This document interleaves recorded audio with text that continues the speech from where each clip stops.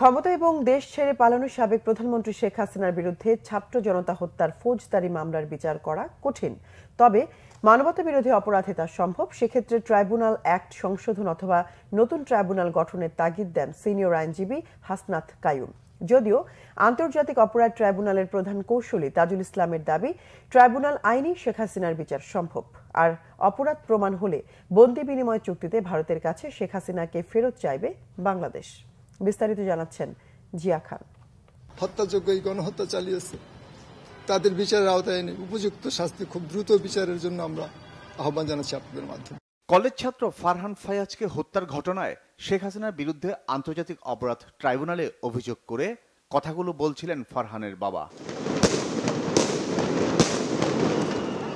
জুলাই আগস্টে ফারহানের মতো অসংখ্য ছাত্র জনতা হত্যায় শেখ হাসিনাকে প্রধান আসামি করে মামলা হয়েছে ১৫০ শতাধিক, যার বেশিরভাগ হত্যা ও হত্যা চেষ্টার অভিযোগে ফৌজদারি আর বাকি কিছু মানবতা বিরোধী অপরাধের অভিযোগে। আন্তর্জাতিক অপরাধ ট্রাইব্যুনালের চিফ প্রসিকিউটরের দাবি, গণহত্যার দায় এড়ানোর সুযোগ নেই শেখ হাসিনার। এই অপরাধের দায় শেখ হাসিনার উপরের থেকে শুরু হবে, কারণ শুধুমাত্র তিনি তার নিজস্ব ক্ষমতায় অবৈধভাবে বসে থাকার জন্য, তার ক্ষমতার আসনকে চিরস্থায়ী করার জন্য এই অপরাধগুলো সংগঠনের জন্য তিনি নির্দেশ দিয়েছেন। তিনি এই মুহূর্তে ভারতে আছেন। ভারতের সাথে আমাদের এক্সট্রাডিশন চুক্তিটা স্বাক্ষরিত হয়েছে ২০১৩ সালে, অর্থাৎ ওনার শাসনামলেই। রাষ্ট্র সেই আইন অনুযায়ী তাকে ফেরত চাইতে পারবে এবং ফেরত আনতে পারবে।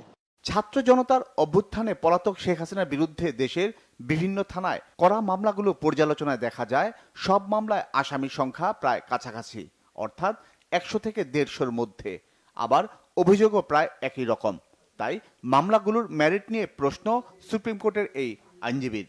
এই যে মানুষগুলোকে ধরেন কয়েকদিনের মধ্যে খুন করা হচ্ছে, এটা তো কোনোটাতে শেখ হাসিনাকে তো আপনি কোথাও পাবেন না।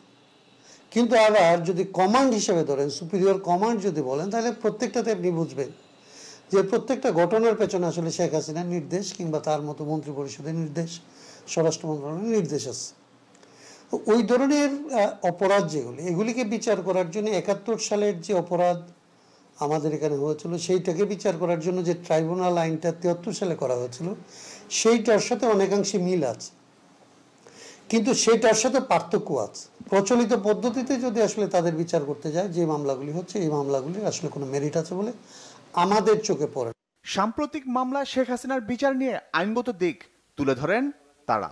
বাংলাদেশের টেরিটরির মধ্যে অবস্থিত যে কোনো জায়গায় যে কোনো মানবতা বিরোধী অপরাধ সংঘটিত হলে, সেটা কোনো ব্যক্তি হোক, দল হোক, গ্রুপ অফ পিপল হোক, তাদের বিচার যে করা যাবে সেই সংশোধনীটা আওয়ামী লীগ এনেছে ইতিপূর্বে।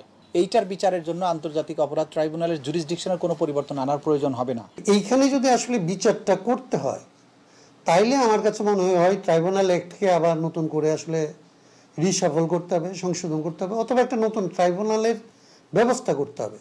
তবে বিশ্লেষকরা মনে করেন, এই বিচার যতটা না আইনি, তার চেয়ে বেশি নির্ভর সরকারের রাজনৈতিক ইচ্ছার উপর। জিয়া খান, বাংলা ভিশন, ঢাকা।